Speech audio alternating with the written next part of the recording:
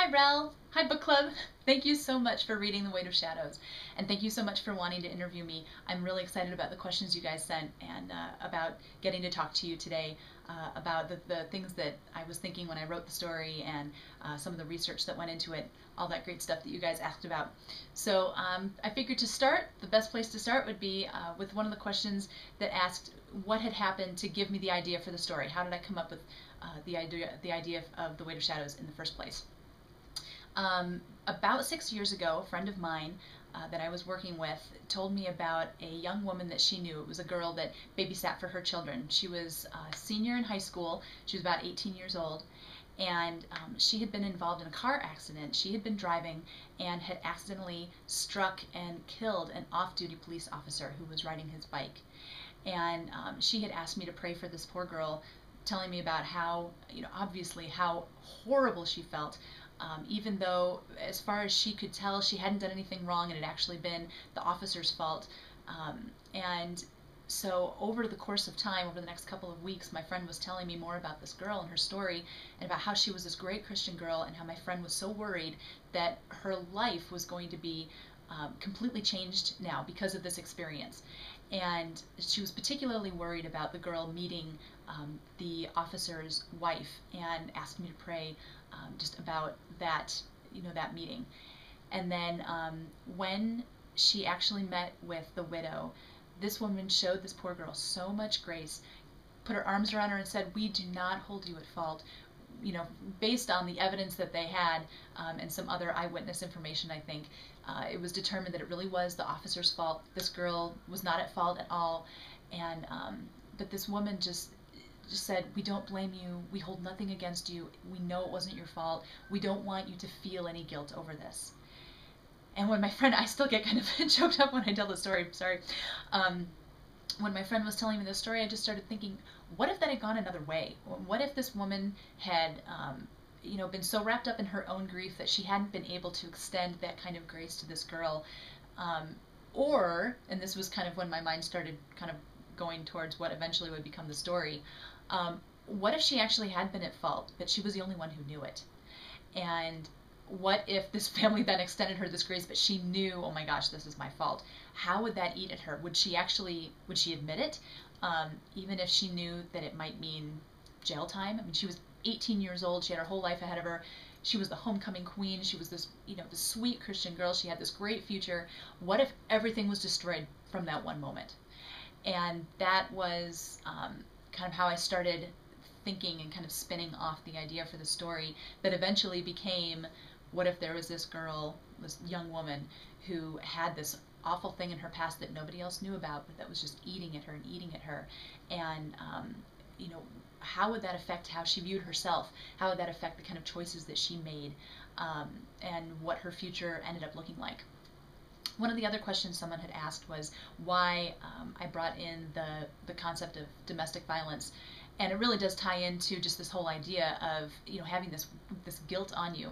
I just started kind of extrapolating that out and thinking, okay, if I absolutely hated myself because of something that I did and was terrified to tell anybody, but also, just couldn't bear to live with this guilt anymore, what would I do to find relief from the guilt? And, the idea of cutting, of self-harm to try to release those intense feelings, that was the first thing that came to mind. And since you read the book, you know that that's kind of the first route that Kim ends up going when the pain eventually becomes just unbearable. But then I started thinking, what if you became involved with somebody who gave you both things that you were looking for? You were looking for someone who loved you and accepted you, especially since Kim was somebody who had never really had that, since she didn't have a family and she'd never really had any close friends or even a boyfriend at that point. So what if you found somebody who gave you that you were so desperately wanting, but then also started to abuse you? If you thought awfully about yourself, if you felt terribly about yourself, if you thought that you deserved that, would you really have any reason to leave? Or would you just accept it and think, in a way, this is actually perfect. I need a way to release, to feel like I'm paying for my, my mistakes. And so here's a way that I can do that. So that was how the idea of domestic violence kind of came into the story, just kind of as a natural progression of somebody who had no self-esteem, who really did not like who they were and thought that they deserved to be punished. Somebody else had asked about the research. I usually do my research first. Well, actually, I have a very long process when it comes to writing a book. I use a method called the snowflake method that helps me to create the plot and all the subplots and all the layers and the characters and all that kind of stuff. And so it takes me about a month to create the snowflake. And as I'm doing that, I'm coming up with the questions that I need to research. So, you know, I'll be going along and I'll think, oh, okay, well, she's a foster kid. So what is life like for a foster kid? I don't know any personally, so that was something I had to go research. But I just kind of jot that down and think, okay, when I finish the snowflake, I'll have this list of questions, and then I can go do all my research all at once. So, so I'm not writing the actual story, but I am writing the outline of the story, and then coming up with all of the things that I need to research while I do that. And then once I finish the snowflake, I go do all my research, try to answer all the questions that I came up with while I was doing that outline, and then I kind of keep all that in one spot. And then when I actually start writing the actual story, then I just plug that information in as I need it. And usually as I start writing, I realize there's things that I didn't think of. There will be other little details that I didn't think to find answers for, or that didn't even come to mind.